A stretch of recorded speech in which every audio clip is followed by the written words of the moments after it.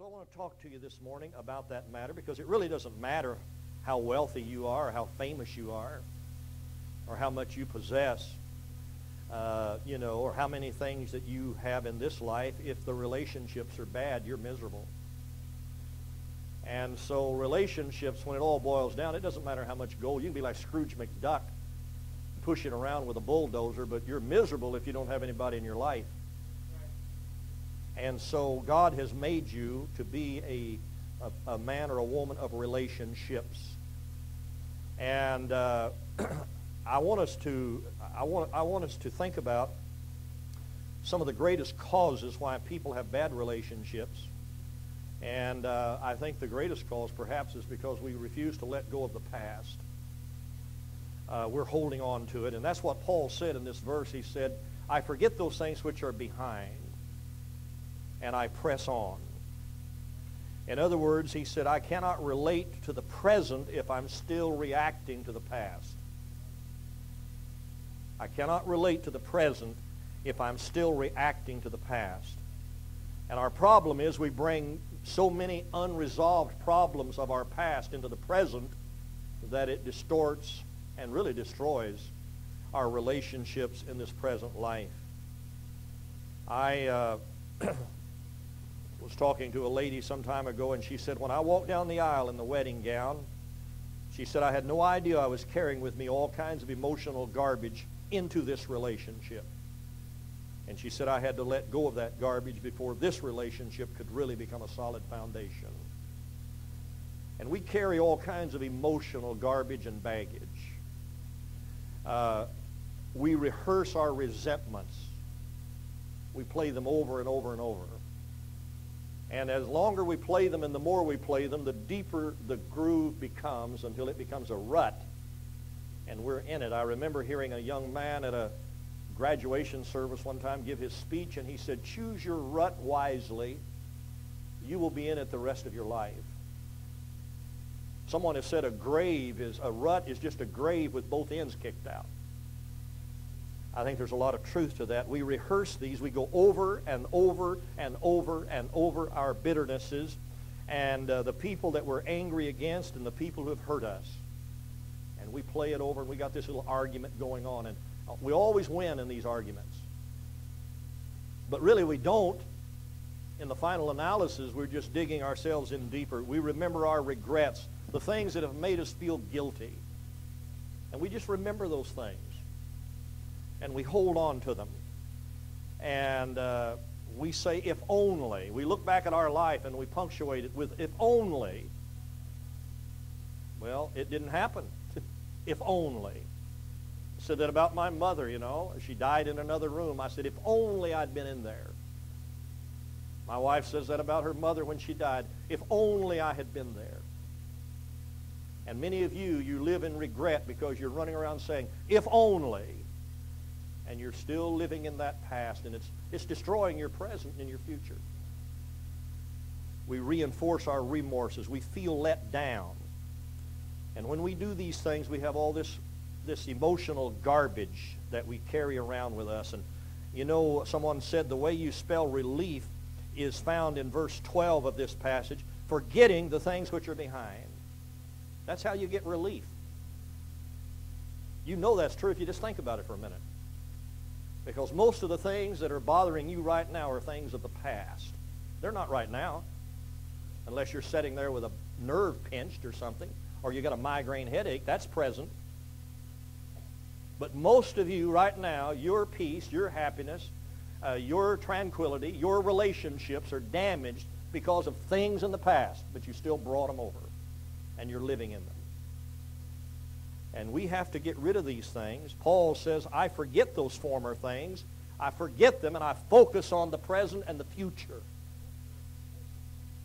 And that's what you've got to do. You've got to give up your grudges. You've got to give those things up. You've got to give up your resentments. You've got to get rid of them. Turn to Ephesians chapter 4. And, of course, if you have the notes, you have those there with you. But in Ephesians chapter 4, verse 31 and 32, he said, let all bitterness and wrath and anger and clamor and evil speaking be put away from you, with all malice. And be ye kind one to another, tender-hearted, forgiving one another, even as God for Christ's sake hath forgiven you. You ought to circle the words put away. He says put them away. In other words, get rid of your bitterness. You need to chuck it. And notice it says bitterness. Now the difference between bitterness and anger is that bitterness is something you harbor. I mean, you can get angry today and by evening you can be over it. But bitterness is something that you harbor, that finds a place to lodge in your heart and mind. And it's like oily rags in the basement, and you keep putting them down there, and one of these days you have an explosion. People say, well, I don't know why. They just keep blowing up all the time. I don't know why. Because of what they're harboring. And you have to get rid of those things. He says, let them go. You need to get rid of them. Forgiving one another, even as God, for Christ's sake, hath forgiven you. Are you forgiven? Well, you're forgiven for a far greater crime than anybody has committed against you. And more of them. And yet you harbor. It's like going down and finding a steak with a small gristle, and you just chew on it all day. And then the rest of the week you gripe about it. I paid $20 for this, and it had a gristle in it. See, you have to get rid of your grudges. You know, we depend on other people to meet our needs. I need people in my life. Oh, we may act like we don't need anybody, but that's just an act. We need them to notice how independent we are. What if they don't pay any attention to how self-sufficient you are? That just blows it. I mean, the beauty of the game is everybody to see you play it. So we get this idea that I don't need anybody. We all need people. God made you that way. We need people in our life. And the reason some folks have a hard time ever doing that is because of the baggage that they are harboring. Come right in, young lady. It's good to see you this morning.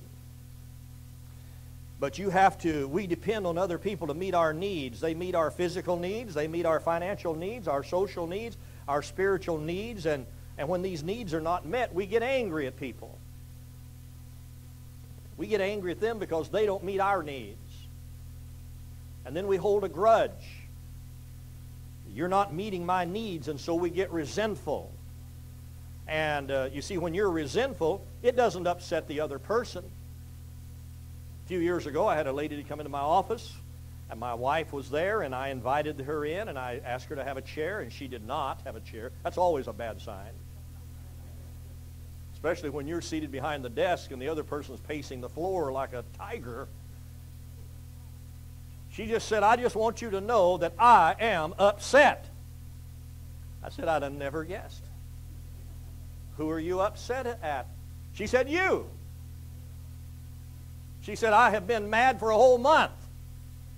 I said, well, I didn't know it. I've had a great month. That even made it worse. Because she wanted me to be miserable because she was miserable.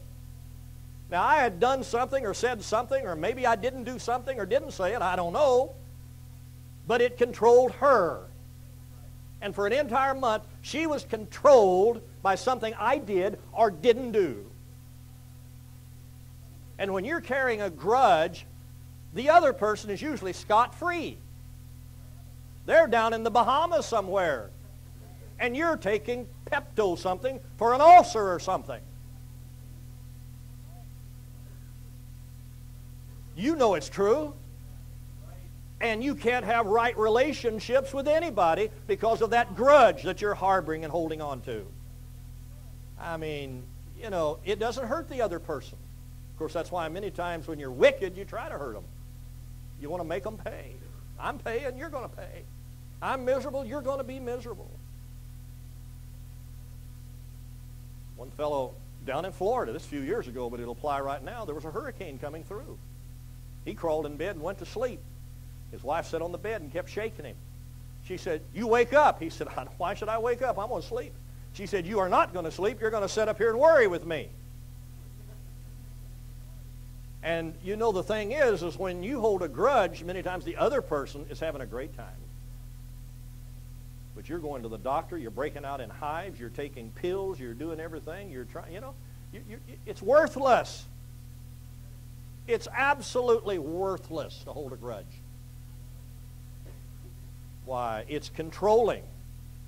We say to people, you make me mad. No, they don't. No, they don't. Nobody can make you what you don't let them make you. You just want to blame other people for holding your grudge. You want to blame somebody else. You know what? Here's you got a couple or a family, and somebody walks up and says something negative about that family, to the family. One of the members gets upset. The other one says, it's okay, it's no problem. It was said to the same family, but within that family, one person gets angry and holds a grudge. The other person says, hey, let it go, it's okay.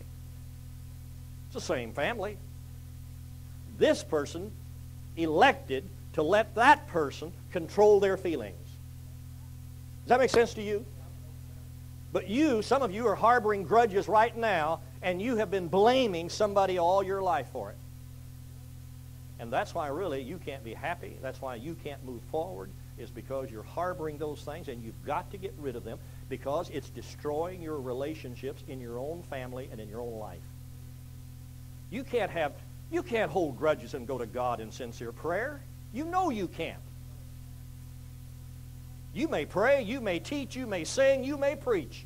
You may do all of those things, but if that grudge is there, you do not have a relationship with God. Don't kid yourself. Do you think I could have a relationship with Him if I was holding a grudge against Him? Of course not. Now, I could shake hands with Him a little bit and smile at Him and glad hand, but that ain't a relationship. They're not the same. And that's the way a lot of folks do. They just give Jesus a little peck on the cheek every Sunday. But they can't get to know Him because they've got this grudge against somebody. And you need to let it go because it's controlling your life, and nobody makes you mad without your permission. Why do they penalize a guy for having road rage if he's not responsible? It's somebody else's fault. They cut him off. It's somebody else's fault. They slowed down in front of him. Why penalize the guy if he can't control himself? And yet we have this, we hold grudges and we say, but it's not my fault. It's my mother's fault. It's my daddy's fault. It's the preacher's fault. It's my husband's fault. It's my wife's fault. It's anybody's fault but mine. This is the gospel truth. I had a young couple in my office recently. He came in, I talked with him, and he wanted to talk about his wife. I said, I tell you what do you think you could do to make your marriage a better marriage? That guy, he was like a foot out of joint. He just kept going back to her. You know what I mean? He just kept going back to her. I said, just a minute. I don't care about her. What can you do? He came up with one thing. He said, well, I guess I could control my temper a little more. I said, good. Well, when she came in, I played the same game with her. This time he's sitting there. Boy, she was ready to go, pounce on him, and tell me what's wrong with him. I said, hold it. I don't want to know what's wrong with him. I want to know what you can do to make a better marriage. As God is my witness, she couldn't come up with anything. Finally, she said, well, I guess I could be a little more patient. Each one of them could only come up with one thing. However, they could come up with volumes about each other. But by themselves, they couldn't come up with anything. And some of you, you've got volumes about other people as to why you should hold a grudge. I mean, you've got the encyclopedia of grudgedom, whatever. But you've written the book on it. But if I asked you to write something about yourself, you couldn't write a complete sentence about why somebody should have a grudge against you. And you cannot have a right relationship. And when you hold a grudge, you've got to understand that other people are controlling you. Job said in 5:2, he said, for wrath killeth the foolish, and envy slayeth the silly ones. It doesn't help, it hurts. So who are you holding a grudge against? Is it a former boyfriend or a girlfriend or a husband or a wife or an employer? Who are you holding a grudge against? A parent, a brother, a sister, a teacher? Somebody that hurt you? Many adults are still fighting their parents subconsciously. They say, I was unloved. I was ignored. I was abused verbally. I was abused physically. I was intimidated. I was manipulated. I was abused. And on it goes. And after that person has been dead for years, they're still controlling you. A lady in this church, she's not here now, a good lady. They've moved on, but I would guess that she's in her early 60s right now. But just a few years ago, she wept as she said to Mrs. Blue, she said, and to myself, she said, my mother told me later on that when I was born, she wanted a boy, that she didn't want a girl. And she said that's what we wanted and that's what we needed in this family.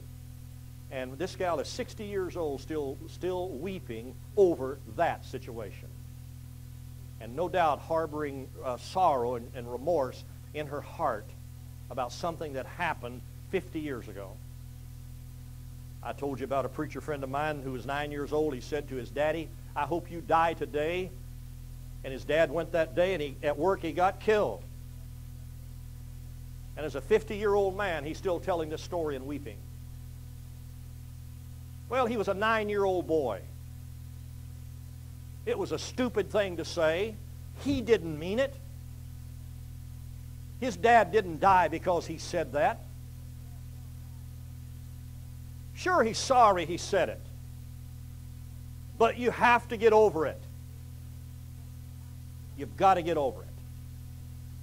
You've got to get over these things. You've got to get over your anger. You've got to get over your grudges. Good night. Who hasn't been disappointed? Who hasn't been hurt? Who hasn't been abused and misused and mistreated? Everybody in some way. But you have to get over it. You've got to let your grudges go. Otherwise, it'll destroy your present relationships and certainly your future. You've got to get over it. You've got to get over your griefs. You've got to give up your griefs. Sorrow is really just a part of life.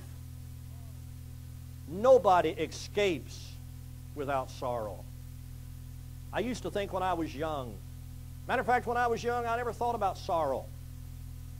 And that's okay. It's okay. But many times when you're young, you don't think about those things.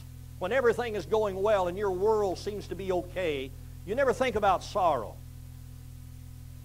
One of these days, death reaches into a young family, the home of a young family, and takes a child. Or leaves a child handicapped. Or a divorce comes in. Or an accident. Or something of that nature. But, you know, some of you, maybe this year, have suffered some grief in your life. And there's nothing wrong with mourning, but there is something wrong with moaning. It's right to mourn. It's wrong to complain and moan about it. And there's a big difference between those. Poor me, you know, I've lost it, I've lost that. You know, I quit. I'll never be happy again. I've lost it all. You'll hear people say things like that. But you're still here. You haven't lost it all. You haven't lost everything. A lot of people have built walls around themselves and isolated themselves because they've been hurt. And they're afraid they're going to get hurt again. They'll say, I'm never going to allow anybody else to get close to me because I might get hurt again. You probably will. You probably will. They get close to me and I lose them. You know, the thing about this church, you know, I hear some of you, and God bless you, this is not a rebuke. But I hear some of you, you know, that, well, so-and-so left the church, and I loved them so much. They were such good friends. Listen, I've been putting up with that for 35 years. I don't love to see anybody go. But it's just a part of life. And you just have to let people go. And if you'll invest your life in them, when they go, they take part of that investment with them. And they haven't quit on God just because they've moved to another part of the country. And you certainly shouldn't quit on God. You still have a church that loves you. You have a family that loves you. We sing that song, Count Your Many Blessings, name them one by one. If you just took a piece of paper this afternoon and sat down and you wrote down all the things that God has blessed you with right now, you'd be amazed what He's done. And it would do something for you. It would change your life. The old Perry Como used to sing that song, catch a falling star and put it in your pocket, save it for a rainy day. We all have rainy days. But some of you don't have the stars. You've been looking at the mud. You need to look at some stars, and you need to write down some things God's been doing for you, and He's doing for you now. I've heard them sing that song, Count Your Many Blessings, name them, count them ton by ton. Oh, yeah. Fried chicken. Anyway, but pain, you see, pain is part of life. It's just part of life. It's just part of life. Everybody gets hurt. Everybody has hurts and headaches. We've all experienced them. And if you don't, but what you don't do is you don't allow pain to make you a prisoner of pain. You've got to let go of your grudges, and you've got to let go of your grief if you're going to have a good relationship today. My mother had 4 children. 3 of them, all 3 of them were older than myself, and they all died in their youth. One died at just a few weeks old, one died at birth, and one died when he was 9 years old. Of course, my mother had been taught to believe that this was all God's judgment in her life, which is such a horrible thing, that all of her children died because she probably wasn't as good as she should have been. And that is a horrible doctrine to teach people, but she believed it. Therefore, she lived in fear the rest of her life after I was born that she would lose this boy. But these 3 had died, and my mother, at 92 years of age, was still living in the past about this little 9-year-old brother of mine, because he would write notes and leave notes and tell her that he loved her. And then after he died, she would find these notes. And for 90 years, my mother talked about this boy that I don't ever remember seeing. When my stepdad died, someone she had loved from the time she was 13 years of age, one day she said, "Well, I don't have anything left."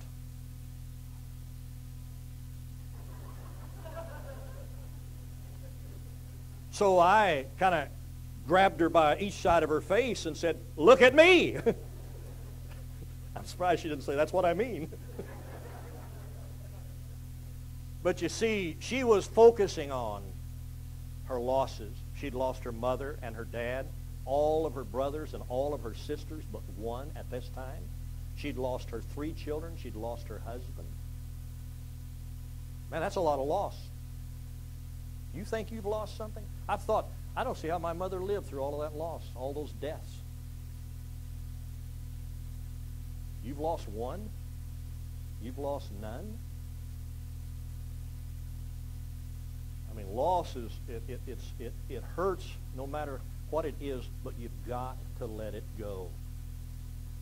A good example of that is King David. You know the story of King David there in 2 Samuel. King David, if you remember, he took, because he was king, he did it because he could. And he had Bathsheba brought to him. She was a married woman. He disregarded that. He had an affair with her, had her husband killed.